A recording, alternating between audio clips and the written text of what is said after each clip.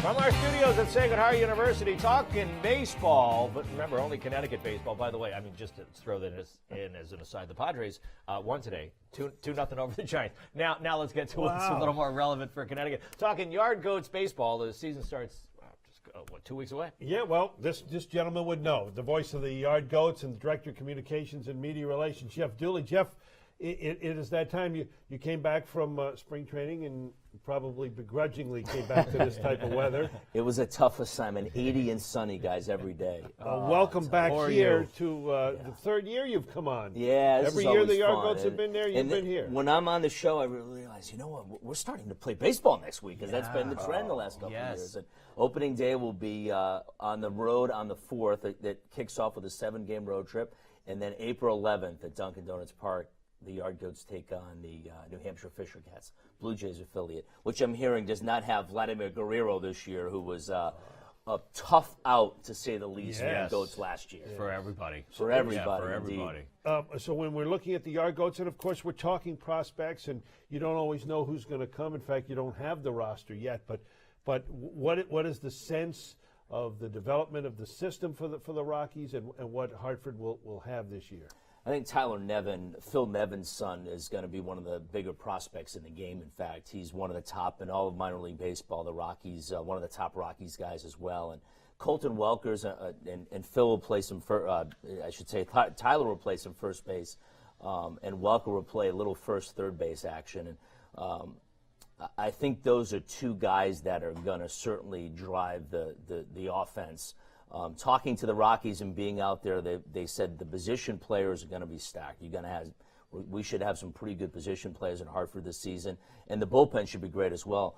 Justin Lawrence is a guy that Rocky fans know well. He actually came in relief in the Major League game the other day, struck out Manny Machado. He's got a 101-mile-an-hour fastball, so he'll be fun to watch out of the Goats bullpen, and he's another guy that I think will probably start the season with the Goats. But we should know our roster for sure in the next couple of days. So I was just going to ask you about that, Jeff, because you guys, you operate as the Hartford Yard Goats, but your players are coming to you from the mothership, right? From the Major League team. You often don't know, but is there a sense this is going to be different than any other year? I mean, you've been doing this 22 years now. Yeah, well, the big difference, is actually the Eastern League is split here into 2 half seasons. So there'll be a first half and a second half, and really, the way the Atlantic League does well, it, right? every league, with the exception of the Eastern League and AAA leagues, have done that. It's worked so well. And the Rockies, talking to them, they say, why wouldn't we want to do that? You basically have 2 shots at the playoff apple. So the first season will go from opening day and end around the middle of June, and the second one will kick into gear. You have 2 shots to get to the postseason. Well, that's very exciting. And when you look back at some of this, and as we see some highlights, guys have gone from Hartford directly to the big leagues. Ryan McMahon, from Mac had a hit today in Major League opening day for the Rockies, and they had a nice win today as well. But Garrett Hampson, Yard Goats opening day second baseman last year, got off to a terrific start in 2018.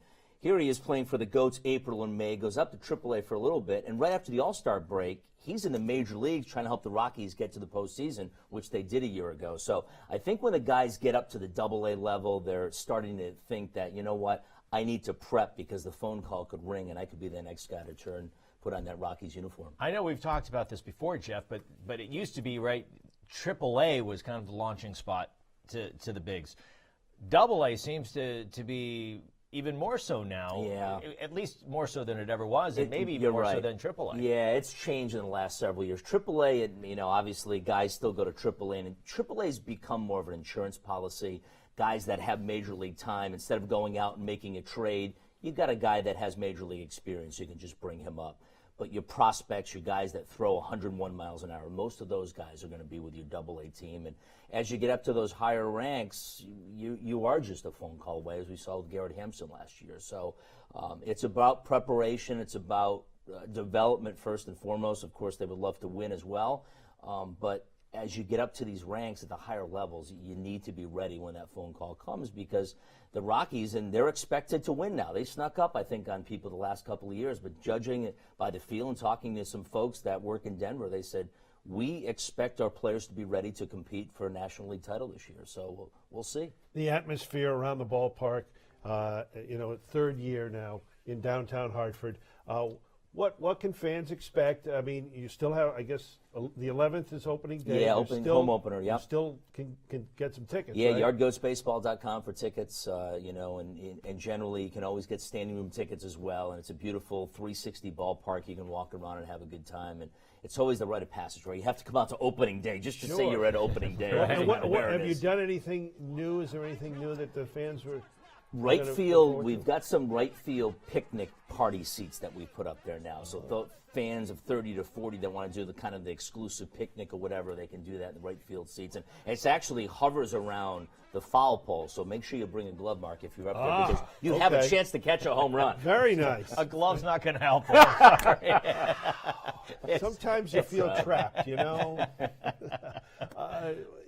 So you're getting excited. People are getting excited. There's still a lot of energy about this team, this ballpark, the area around downtown Hartford. It's still very lively, right? It is. It's just unbelievable. And hearing from the players and just the spring training, some of the guys that haven't been here yet, all we've heard about is playing at Dunkin' Donuts Park. And the Eastern League does very well attendance-wise, but especially on the Saturdays and the Friday, Saturday, Sunday, the weekend games. But some of the opposing teams I've heard in the clubhouse that, this is amazing. A Monday night in May, and we're playing in front of 6,000 people. Yeah. It just doesn't happen at usually in the Eastern League. So I know our players are very fortunate at what they have, and they don't forget that. They're always out in the community doing things, getting out there early, signing autographs, talking to kids about baseball. That's why it's such a great relationship with the Rockies, because those are some of the things that are important to Colorado as well. So the vibe is still there. We want to try to ride the high as long as we can. And, I still talk to some people that, Jeff, we haven't been there yet. And I'm thinking, how have you not been? There were over 400,000 fans last year, the first ever minor league club to go over 400,000 in the course of a season. Sometime in June, we'll go over 1 million. And it could be the quickest professional team, a minor league club in New England history to hit that point if all continues as planned. But it's, we just thank our fans. They're terrific, and it's a fun spot to watch. And the great news is, although we haven't made the playoffs the last couple of years, you mentioned Ryan McMahon, I think there's 17 former yard goats that are in the big leagues now, which is just, it's remarkable. Not to mention all of the other teams coming through with potential big leaguers. So it's a great opportunity. It's a great family feel. Look, I'm not out selling anything, and I don't get any commission here, but it is a great spot. Fun. And this is coming from somebody who was a little skeptical of the move from New Britain. It's worked out really well, and it's been a fun spot. Yeah. It's always a pleasure listening to you and your buddy on the radio doing the games when we can't get out there ourselves. Jeff Dooley, thanks so much for coming in and shedding some info on the Hartford Yard Goats. We're going to take a break. We'll be right back with more here on CT Sports Now.